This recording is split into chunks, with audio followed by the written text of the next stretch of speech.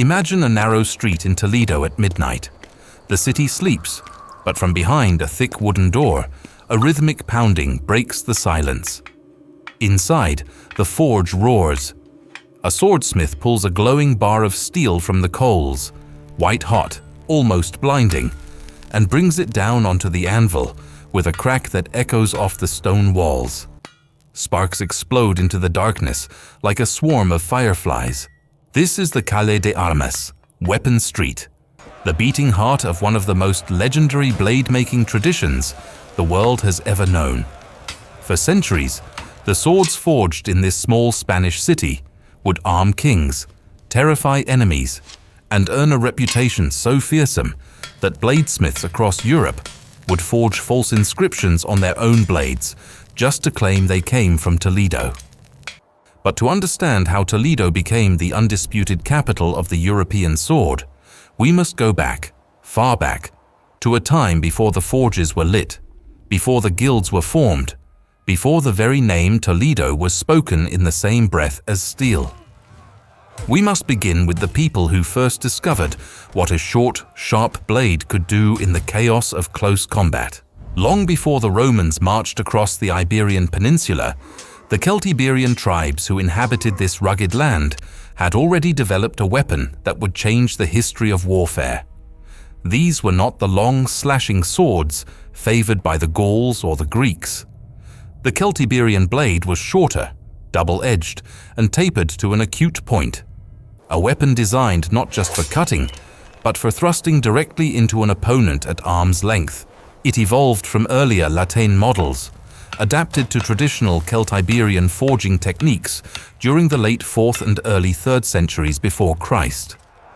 These swords were effective precisely because of their compact design. In the tight heaving press of ancient battle, where men stood shoulder to shoulder and shields collided, a long sword became a liability. You could not swing it, but a short stabbing blade, that was deadly. The Romans first encountered this weapon during the Punic Wars, when Celtiberian warriors fought as mercenaries alongside the Carthaginians. The effect was devastating. During the Second Macedonian War in 200 BC, Macedonian soldiers recoiled in horror at what these Roman-adopted short swords could do, severing limbs, opening torsos with a single thrust. The Romans, practical and ruthless in their adoption of superior military technology, wasted no time. They took the design for themselves. It is believed that the Roman general Scipio Africanus himself promoted the change after the Battle of Cartagena in 209 BC, when he set the conquered inhabitants of Iberia to work producing weapons for the Roman army. They called it the Gladius Hispaniensis, the Hispanic sword, and it would become the standard sidearm of Roman legionaries for centuries. The gladius carried a large rectangular shield called a scutum and was held in the right hand, a configuration so effective that it built an empire stretching from Britain to Mesopotamia.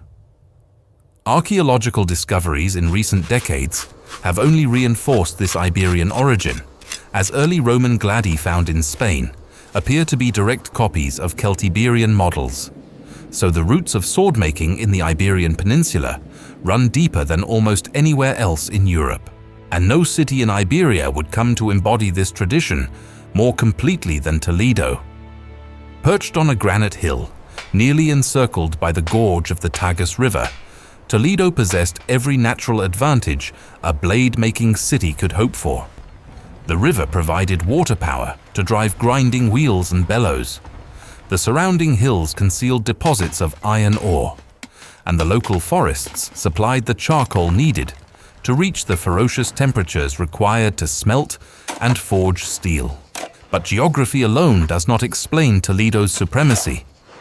What made Toledo extraordinary was the knowledge that accumulated there, layer upon layer, century after century, as different civilizations ruled the city and each one left behind its secrets. When the Moors controlled Toledo, they brought with them metallurgical knowledge from the Islamic world, techniques that had traveled westward from Damascus and ultimately from the crucible steel traditions of India and Sri Lanka. The basis for the finest pattern-welded steel was the so-called Wootz steel, extracted from particularly pure iron ore, with a high carbon content and special trace impurities that gave it unique properties. The art of the smith lay in the repeated folding and welding of different layers of steel, a process that created a composite material with alternating hard and soft layers, the result being a blade that optimally combined flexibility and hardness. When the Christian kingdoms reconquered Toledo in 1085, they did not destroy this knowledge, they absorbed it. The Moorish bladesmiths continued to work alongside Christian craftsmen, and their combined expertise created something the world had never seen before: Toledo steel. The manufacturing process was a closely guarded secret, passed down from master to apprentice through generations, spoken of in whispers and never written down in full. But certain aspects are known. The process began with the selection of raw materials, high-quality iron ore from local mines, and charcoal from specific types of hardwood, chosen for the purity and intensity of their burn. The ore was smelted in small furnaces, and the resulting bloom of iron was repeatedly heated, hammered, and folded to drive out impurities and create a more homogeneous structure. This was backbreaking work. The forge had to be maintained at precise temperatures, and the smith judged the heat not by any instrument, but by the color of the glowing metal, from dark cherry red to bright orange to white hot. Celtic smiths of the Latin culture, centuries earlier, had discovered the fundamental solution to the paradox of steel.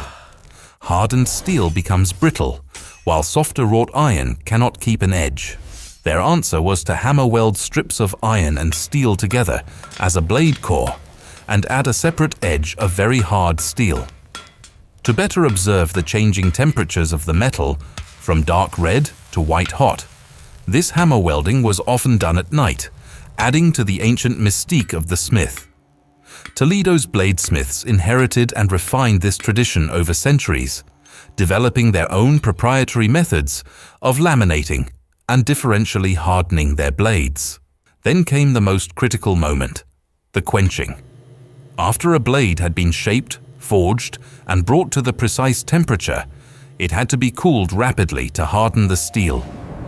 The bladesmiths of Toledo quenched their blades in the waters of the Tagus River, and legend attributed special properties to this water: mineral content, temperature, some ineffable quality that gave Toledo blades their distinctive combination of hardness and spring. In reality, what was truly decisive was not the water itself, but the extraordinary skill of the bladesmiths and the control they exercised over the heating and cooling process. The speed and method of cooling determined the final microstructure of the steel. Quenching in water produced a hard but potentially brittle result. Quenching in oil yielded a more balanced hardness, and air cooling created the greatest toughness.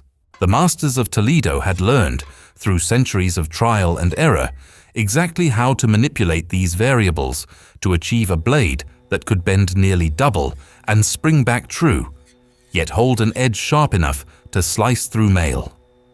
Once the blade was quenched and tempered, it was ground and polished on large stone wheels, driven by the current of the Tagus. Then came the decoration.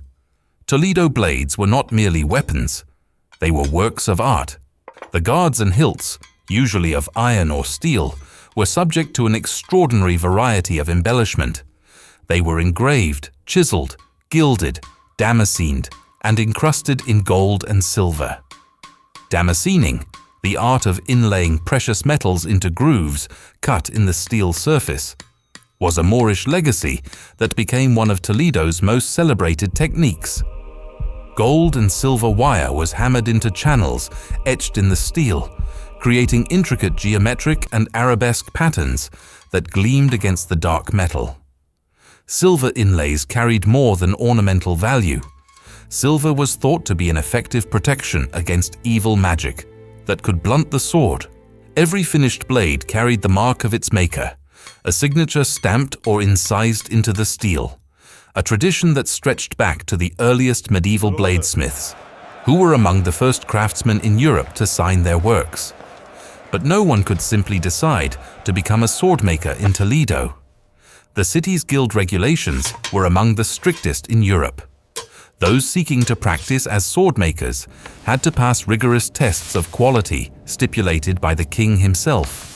The guild administered every aspect of the trade: how many apprentices a master could employ, what materials could be used, what standards each blade had to meet before it could bear a Toledo mark. A young man entered the trade as an apprentice, taken on by a master at an early age, and his advancement was by no means guaranteed. It rested entirely upon being noticed as a talented worker, likely to be worthy of patronage or capable of securing loans to establish his own workshop. Masters were unlikely to be lenient toward their apprentices, because only the master would suffer financially from inferior workmanship. The system was designed both to forge the best bladesmiths and to regulate the number of workers, reducing competition and preserving the prestige of the business. In this way, the guild functioned much like the chivalric orders that govern knighthood. There were parallels between the advancement of a young smith and that of a young knight seeking recognition. The most prosperous swordmakers in Toledo concentrated their workshops along the Calle de Armas, Weapon Street, where they worked alongside ironsmiths, crossbow makers, knife and axe makers. Picture this street in the 15th century, the air thick with the smell of coal smoke and quenching oil, the constant ringing of hammers on steel, apprentices running between workshops, carrying bundles of charcoal or newly ground blades wrapped in oiled cloth. Each shop was a world unto itself, the master presiding over a small hierarchy of journeymen and apprentices, each with defined roles.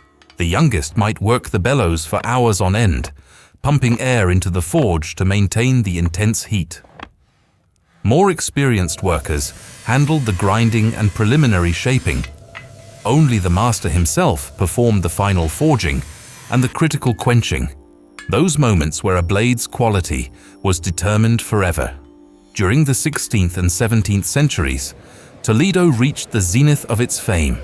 The sword blades of Toledo, Valencia, and Milan were the most sought after in all of Europe, though the largest center of sheer production volume was the German town of Solingen. But Toledo occupied a special place.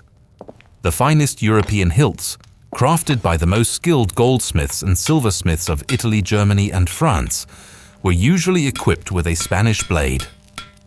If a Toledo blade was not available, a German blade would be fitted instead, sometimes with a spurious Spanish inscription forged onto it to increase its perceived value. This was perhaps the ultimate testament to Toledo's reputation. Other cities did not merely compete with Toledo, they tried to impersonate it. Rapier blades from Toledo, invariably of steel, bore a variety of makers' marks denoting their origin.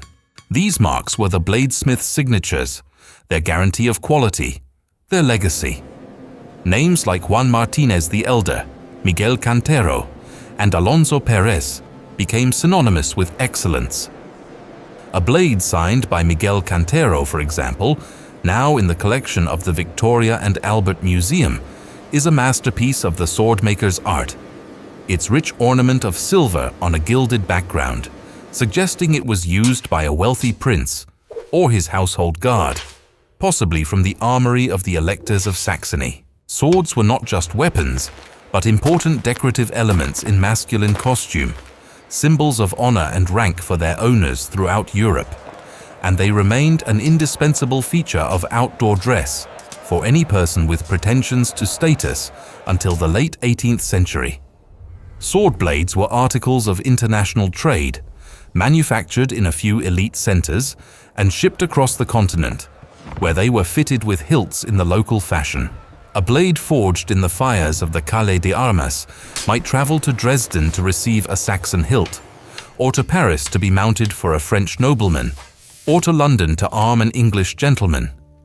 The blade was the soul of the weapon, and that soul was forged in Toledo.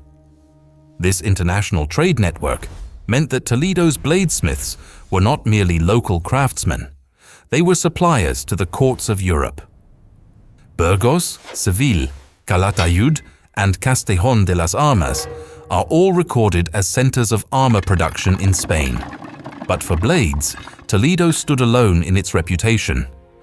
The process of creating a rapier blade, from the moment the raw iron ore entered the workshop to the moment a finished weapon left the Calle de Armas, could take weeks. First, the smelting and initial consolidation of the steel, then the repeated cycles of heating, folding, and hammer welding that refined the metal's grain structure.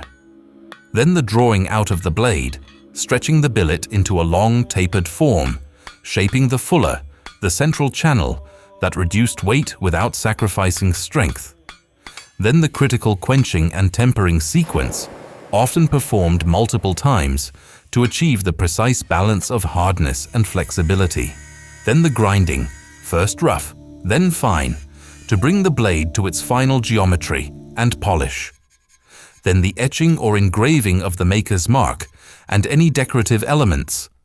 And finally, the fitting of a guard, grip, and pommel, often performed by different specialists entirely. The rapier, designed for the cut-and-thrust fencing of progressively complex techniques, was characterized by a double-edged blade with an acute point, and its hilt construction, sweeping guards of interlinked bars and rings, was an engineering achievement in its own right. The guards were often works of sculptural beauty. Cup-hilted rapiers from Toledo, with their large protective cups of chiseled steel, gilded and damascened with gold, were among the most distinctive sword forms ever created. These hilts protected the entire hand and wrist, their surfaces alive with engraved scrollwork, religious imagery, or the heraldic devices of their owners. The craft of the hilt maker was considered separate from, though complementary to, that of the bladesmith. Both were regulated by the guild, and both were held to the same unforgiving standards. As the centuries turned, and firearms gradually began to dominate the battlefield, the sword's role changed, but did not diminish. Armor began to lose ground against gunpowder, and the knight in full plate gave way to the officer with a rapier at his side. But Toledo adapted. Its bladesmiths continued to produce weapons of extraordinary quality, lighter, more elegant, designed for the new realities of personal combat and civilian fashion. The small sword, the saber, the ceremonial blade, Toledo's forges met every demand. Even into the 18th century, Toledo blades were being fitted into new hilts, their quality so enduring that a 16th century blade could serve another 200 years with only a change of mounting. What Toledo achieved was not simply a manufacturing tradition, it was the accumulation of human knowledge across millennia. From the Celtiberian warriors who first shaped a short double-edged blade on the Iberian meseta, through the Roman legionaries who recognized genius and adopted the Gladius Hispaniensis, through the Moorish metallurgists who brought the secrets of Damascus and Wootz steel to the banks of the Tagus, through the Christian swordsmiths who synthesized all of this knowledge under the discipline of royal guilds. Each generation added something. Each master taught his apprentice not just to forge, but to feel, to sense the temperature of the metal by its color, the readiness of the quench by the sound of the steel, the quality of the edge by the ring of a fingernail drawn along the blade. The tools of the smithy were simple: hammer and anvil, forge and bellows, tongs and chisels. Small objects, however complicated in design, were nearly always welded into a single piece. The magic was not in the tools. It was in the hands that held them, in the eyes that watched the metal, in the ears that listened to the forge. And it was in the water of the Tagus, dark and cold, rushing through the gorge beneath the city, the final element in a process that turned raw earth into something that could change the course of a battle, the fate of a kingdom, the arc of history itself. When a Toledo blade was drawn from the river, steaming and transformed, It carried within it the weight of every civilization that had ever held this ground. That is what made Toledo's steel legendary. Not one secret, but 1,000, forged together, folded into the metal, inseparable from the blade itself.